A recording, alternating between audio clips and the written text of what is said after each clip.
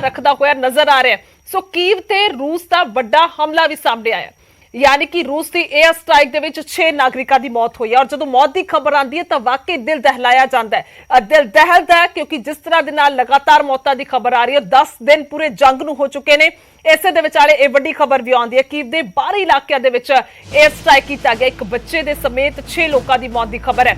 और कीव ते रूस से बड़ा हमला तक कर रहे, क्योंकि कीव है राजधानी। लगातार इसका जिक्र असी गलबात दे विच कर रहे हैं, चर्चावां दे विच कर रहे हैं। कई अजिहे रखिया माहिर ने जो साडे नाल जुड़ते हैं, वह भी दसदे ने कि किस तरह के नाल कीव नूं पूरा घेरन की तैयारी कर रहा है रूस, क्योंकि उन्होंने पक्का पता है, उन्होंने वो जानते हैं बखूबी कि जेकर कीव से कब्जा होंदा तो सुभाविक तौर पर यूक्रेन ही साडे हवाले आ चुके पूरा। पर इसनूं बहुत सौखा नहीं है, क्योंकि जिस तरह दी तस्वीरां उत्थों लगातार आ रही ने, असीं भी दिखा रहे हैं कि कितने बड़े बड़े एक तरह के बैरीकेड जिहड़े ने राहां ते ला दिते गए हैं, ताकि जेकर टैंक सड़क के जरिए आन तो उन्होंने रोकया जा सके। 65 किलोमीटर जिहड़ा काफिला टैंकां दा जिहड़ा तुर रहा सी, तो उस वेले भी नजर पूरी बनी हुई सी, सैटेलाइट के राही भी तस्वीर आ रही ने। सो इत्थे हमला होया, एयर स्ट्राइक दे विच 6 लोगों की मौत की खबर आती है, पर उस दे विच एक बच्चा भी शामिल है। यानी कि जो दावे रूस लगातार कर रहे हैं कि नहीं, लगातार दावे कर रहे हैं कि असी जिहड़े रिहायशी लोग ने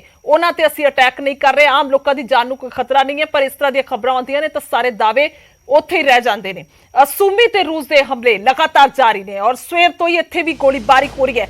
2 शहरों के विच सिर्फ सीज फायर किया है, पर बाकी अगर गल की जाए तो बेहद मंदे हालात ने। सो रूसी लड़ाकू जहाज़ों ने भी इत्थे हमला कर दिता। सूमी शहर हमले दे विच काफी नुकसान दे इस वेले नजर आया, बहुत बड़ा नुकसान उत्थे भी होया। सूमी दे नेड़ले इलाके जिहड़े ने लेबेडन दे विच लगातार दूजे दिन बिजली बंद रही है, क्योंकि सीधे तौर पर जिहड़ा रूस का एक ये भी उन्होंने लगता है कि असी जेकर लोगों को आम तंग परेशान करांगे या बिजली बंद रहेगी, इस तरह के हालात जो रहेंगे, तो खुद ही अक के पूरा थक टुट के जिहड़ा है वो इथों निकलन दी करनगे। पर लोकां नाल कईयां नाल साडे पत्रकारां ने भी गलबात की है, या फिर वड्डे पद्धर ते गल की जाए तो खुद भी लोग सोशल मीडिया ते दस रहे हैं कि असी इत्थे डटे रवांगे, असी अपना देश छड्ड के नहीं जावांगे, बेशक रूस पूरी तरह दे नाल हमलावर है।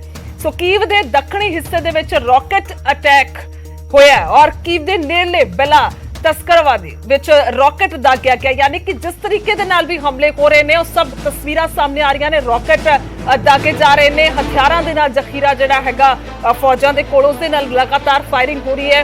इस तो इलावा जिहड़ा भी तरीका उन्होंने लगदा उस तरीके दे नाल लगातार तबाही का मंजर उत्थे वेखण नूं मिलिया। 10वां दिन अज, पर अजे भी कोई टका जंग नूं नजर नहीं आ रहा। सो रूस दे हमले दे नाल तबाही मची हुई है, कई इमारत जिहड़ी है वो मलबे दे विच तब्दील हो चुकियां ने। सुभाविक तौर ते ये तस्वीरां भी जग जाहिर हो रही ने कि किस तरह दे नाल सारा मलबा बन चुकिया। इंफ्रास्ट्रक्चर पूरी तरह दे नाल जिहड़ा यूक्रेन दा तबाह कर दिता गया है, और अजिहा तबाह किया कि कई दहाकियां तक मुड़ तो उसारी यूक्रेन दे विच नहीं हो सकती। जिस तरह के हालात बने ने, बहुत लंबा समा लग जाएगा, काफी साल पीछे यूक्रेन कह सकते हैं कि चला जाएगा, और बहुत ही मुश्किलों के दौर के विचों इस वेले निकल रहा है। हौसला है, जज्बा है, लगातार बरकरार है। जो रूस दी मंगां ने उस तो बिल्कुल अजे मनण दी हालत विच नहीं है, ना ही उन्होंने लगता कि सानू मनना चाहिए। बेशक रूस अपनी मनमानियां करवाने के लिए पूरे हमले कर रहा है, पर हालात बहुत ही मंदे ने, इस दे विच कोई दो राय नहीं है। किस तरह के बदतर हालातों दे विच इस वेले यूक्रेन है,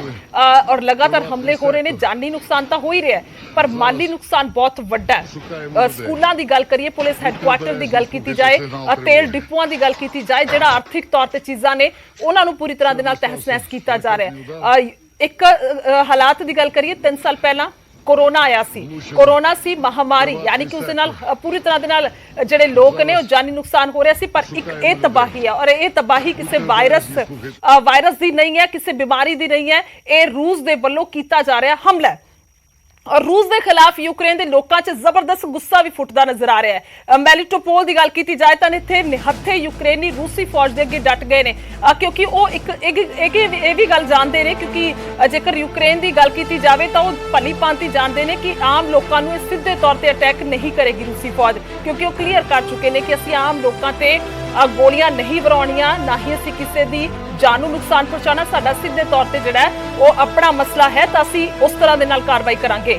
ਸੋ ਜ਼ਬਰਦਸਤ ਲੋਕਾਂ ਦੇ ਵਿੱਚ ਗੁੱਸਾ ਫੁੱਟਿਆ ਹੋਇਆ ਹੈ। ਨਿਹੱਥੇ ਯੂਕਰੇਨੀ ਜਿਹੜੇ ਨੇ ਉਹ ਅੱਗੇ ਆ ਜਾਂਦੇ ਨੇ, ਡਟ ਕੇ ਖੜੇ ਹੋ ਜਾਂਦੇ ਨੇ। ਰੂਸੀ ਫੌਜੀਆਂ ਨੇ ਫਾਇਰ ਕਰਨ ਦੀ ਚੇਤਾਵਨੀ ਵੀ ਦਿੱਤੀ, ਪਰ ਜਾਣਦੇ ਨੇ ਬਹੁਤ ਚੰਗੀ ਤਰ੍ਹਾਂ ਯੂਕਰੇਨ ਦੇ ਲੋਕ ਕਿ ਉਹ ਫਾਇਰ ਨਹੀਂ ਕਰਨਗੇ, ਫਿਰ ਵੀ ਡਟੇ ਰਹੇ ਯੂਕਰੇਨੀ ਨਾਗਰਿਕ ਨਿਹੱਥੇ, ਯਾਨੀ ਕਿ ਉਹਨਾਂ ਦੇ ਹੱਥ ਵਿੱਚ ਕੋਈ ਹਥਿਆਰ ਨਹੀਂ, ਪਰ ਆ ਕੇ ਡਟਦੇ ਹੋਏ ਨਜ਼ਰ ਆਏ। ਇਸ ਤੋਂ ਪਹਿਲਾਂ ਵੀ ਦੇਖਿਆ ਗਿਆ ਕਿੰਨੀ ਵੱਡੀ ਕਤਾਰ ਜਿਹੜੀ ਹੈ ਉਹ ਨਾਗਰਿਕਾਂ ਦੀ ਫੌਜਾਂ ਦੇ ਅੱਗੇ ਆ ਕੇ ਡਟੀ ਰਹੀ, ਨਾਅਰੇਬਾਜ਼ੀ ਕੀਤੀ ਗਈ ਔਰ ਪੂਰੀ ਤਰ੍ਹਾਂ ਦੇ ਨਾਲ ਮੁਕਾਬਲਾ ਕਰਨ ਦੀ ਕੋਸ਼ਿਸ਼ ਹੈ ਤਾਂ ਕਿ ਆਪਣੀ ਜ਼ੁਬਾਨ ਦੇ ਨਾਲ ਇਹਨਾਂ ਫੌਜੀਆਂ ਨੂੰ ਰੋਕਿਆ ਜਾ ਸਕੇ। ਪਰ ਫੌਜੀ ਰੂਸ ਦੇ ਇਸ਼ਾਰੇ ਤੇ ਨੇ, ਪੁਤਿਨ ਦੇ ਇਸ਼ਾਰੇ ਤੇ ਨੇ, ਉਹ ਰੁਕਦੇ ਹੋਏ ਨਜ਼ਰ ਨਹੀਂ ਆ ਰਹੇ, ਆਪਣੇ ਤਰੀਕੇ ਦੇ ਨਾਲ ਅੱਗੇ ਵਧ ਰਹੇ ਨੇ, ਬਚਾ ਕੇ ਕੋਸ਼ਿਸ਼ ਕਰ ਰਹੇ ਨੇ ਕਿ ਕਿਸੇ ਤਰ੍ਹਾਂ ਦੇ ਨਾਲ ਯੂਕਰੇਨ ਨੂੰ ਮਨਾਇਆ ਜਾਵੇ। ਸੋ ਲਗਾਤਾਰ ਤਸਵੀਰਾਂ ਅਸੀਂ ਕਿ ਅਪਡੇਟ ਜਿਹੜੀ ਹੈ ਤੁਹਾਡੇ ਤੱਕ ਪਹੁੰਚਾ ਰਹੇ ਹਾਂ। ਰੂਸੀ ਫੌਜੀਆਂ ਦੀ ਗੱਲ ਕੀਤੀ ਜਾਏ ਤਾਂ ਇਹ ਤਸਵੀਰਾਂ ਵੀ ਬਹੁਤ ਕੁਝ ਬਿਆਨ ਕਰ ਰਹੀਆਂ।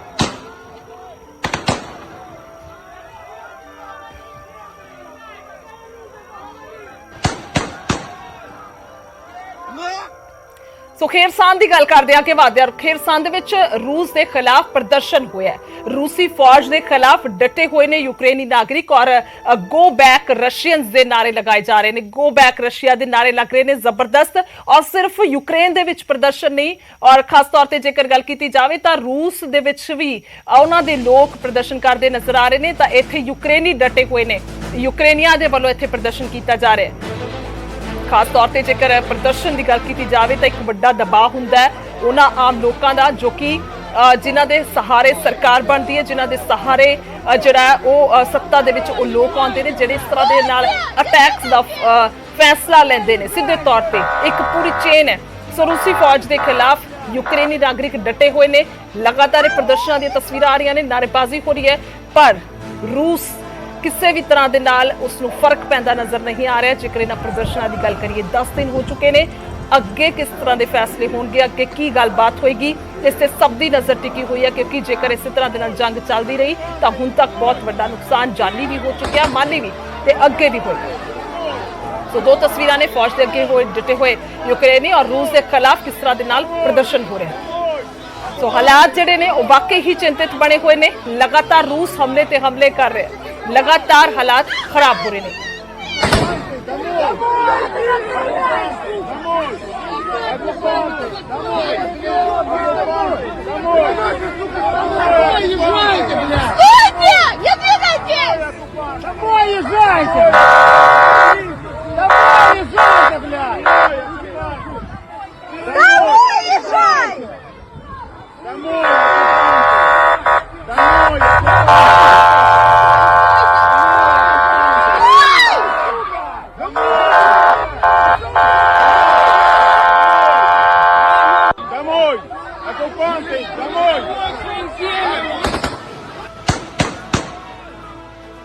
Нахуй домой!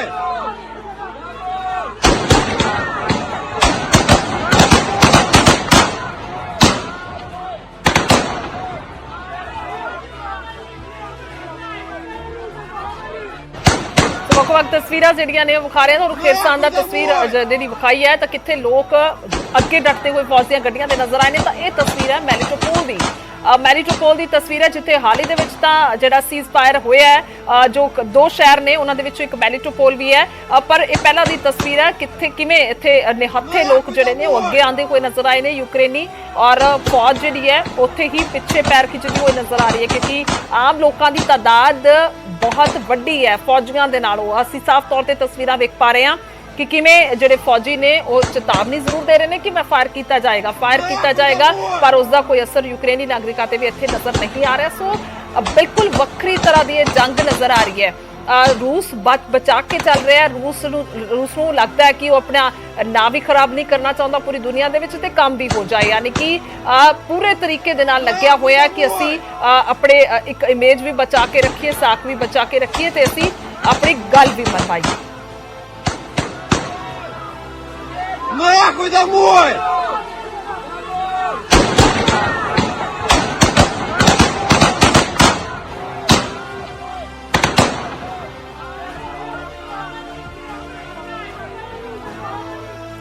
सो ਸੋ ਯੂਕਰੇਨ ਦੀ ਫੌਜ ਦੇ ਰਹੀ ਖਾਸ ਤੌਰ ਤੇ ਜੇਕਰ ਰੂਸ ਦੀ ਗੱਲ ਕੀਤੀ ਜਾਵੇ ਤਾਂ ਯੂਕਰੇਨ ਦੀ ਫੌਜ ਦੇ ਵੱਲੋਂ ਰੂਸ ਨੂੰ ਮੂੰਹ ਤੋੜ ਜਵਾਬ ਦਿੱਤਾ ਜਾ ਰਿਹਾ ਹੈ। ਯਾਨੀ ਕਿ ਜੋ ਹਮਲਾ ਸਾਹਮਣੇ ਤੋਂ ਆਉਂਦਾ ਤਾਂ ਉਸ ਦਾ ਜਵਾਬ ਦਿੱਤਾ ਜਾ ਰਿਹਾ ਹੈ। ਯੂਕਰੇਨ ਦਾ 39 ਲੜਾਕੂ ਜਹਾਜ਼ ਜਿਹੜਾ ਹੈ ਰੂਸ ਦਾ 39 ਲੜਾਕੂ ਜਹਾਜ਼ ਢੇਰ ਕਰਨ ਦਾ ਦਾਅਵਾ ਕੀਤਾ ਗਿਆ ਹੈ। ਯੂਕਰੇਨ ਦੀ ਫੌਜ ਰੂਸ ਨੂੰ ਜਵਾਬ ਦੇ ਰਹੀ ਹੈ ਤਾਂ ਰੂਸ ਦਾ 39 ਲੜਾਕੂ ਜਹਾਜ਼ ਢੇਰ ਕਰਨ ਦਾ ਦਾਅਵਾ ਕੀਤਾ ਗਿਆ ਹੈ। 40 ਹੈਲੀਕਾਪਟਰ ਗਰਾਊਂਡ ਦਾ ਵੀ ਦਮ ਭਰਿਆ ਗਿਆ ਹੈ ਔਰ ਰੂਸ ਦੇ 269 ਟੈਂਕ ਤਬਾਹ ਕਰਨ ਦਾ ਦਾਅਵਾ ਕੀਤਾ ਗਿਆ ਹੈ। 10,000 ਰੂਸੀ ਫੌਜੀਆਂ ਨੂੰ ਵੀ ਢੇਰ ਕੀਤਾ ਗਿਆ, ਇਹ ਵੀ ਯੂਕਰੇਨ ਦਾਅਵਾ ਕਰ ਰਿਹਾ ਹੈ। ਸੋ ਖਾਸ ਤੌਰ ਤੇ ਜੇਕਰ ਗੱਲ ਕੀਤੀ ਜਾਵੇ ਤਾਂ ਲਗਾਤਾਰ ਦਾਅਵੇ ਨੇ ਯੂਕਰੇਨ ਦੇ ਕਿ ਅਸੀਂ ਪੂਰੀ ਤਰ੍ਹਾਂ ਦੇ ਨਾਲ ਮੁਕਾਬਲਾ ਕਰ ਰਹੇ ਹਾਂ ਔਰ ਜੋ ਦਾਅਵੇ ਲਗਾਤਾਰ ਸਾਹਮਣੇ ਆ ਰਹੇ ਨੇ, ਬੇਸ਼ੱਕ ਉਹ ਫੌਜੀਆਂ ਨੂੰ ਢੇਰ ਕਰਨ ਦੀ ਗੱਲ ਹੋਵੇ, ਟੈਂਕਾਂ ਨੂੰ ਤਬਾਹ ਕਰਨ ਦੀ ਗੱਲ ਹੋਵੇ, ਹਥਿਆਰਾਂ ਦੀ ਗੱਲ ਹੋਵੇ, ਤਾਂ ਇਸ ਤੋਂ ਇਹੀ ਉਹਨਾਂ ਨੂੰ ਲੱਗਦਾ ਹੈ ਕਿ ਸ਼ਾਇਦ ਜੋ ਦਬਾਅ ਹੈ ਉਹ ਵਾਕਈ ਰੂਸ ਵੀ ਮਹਿਸੂਸ ਕਰੇਗਾ, ਕਿਉਂਕਿ ਬੇਸ਼ੱਕ ਦੁਸ਼ਮਣ ਭਾਵੇਂ ਕਮਜ਼ੋਰ ਹੀ ਹੋਵੇ, ਜੇਕਰ ਉਸ ਦਾ ਹੌਸਲਾ ਹੈ, ਜੇਕਰ ਉਸ ਦਾ ਜਜ਼ਬਾ ਹੈ ਤਾਂ ਕਦੇ ਵੀ ਉਹ ਹਾਰ ਨਹੀਂ ਮੰਨਦਾ।